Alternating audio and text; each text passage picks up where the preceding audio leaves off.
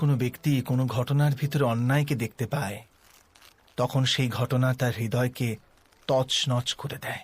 সমস্ত জগৎকে সে নিজের শত্রুরূপে জ্ঞান করতে থাকে। অন্যায় বলে মনে হওয়া সেই ঘটনা যত বিরাট হয়, মানুষের হৃদয়ও কিন্তু ততই বিরোধিতা করতে থাকে। সেই ঘটনার পরিপ্রেক্ষিতে সে ন্যায় দাবি করে। আর এটা তো যোগ্য কথা। বাস্তবিক সংসারে যে কোনো রকমের অন্যায় ব্যক্তির আস্থা আর বিশ্বাসের বিনাশ করে। কিন্তু এই ন্যায় কাকে বলে? ন্যায়ের অর্থ কি?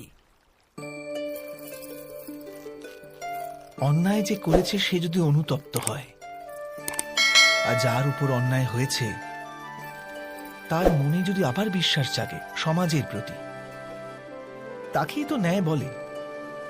কিন্তু যার হৃদয়ে ধৈর্যের স্থান নেই, সে ন্যায়ের পথ ছেড়ে দ্বন্দ্ব আর প্রতিশোধের পথ বেছে নেয়। হিংসার বদলে প্রতিহিংসার ভাবনা নিয়ে সে এগিয়ে যায়। স্বয়ং যা পীড়া ভোগ করেছে তার চেয়ে অধিক পীড়া অপরকে দেবার প্রয়াস করে।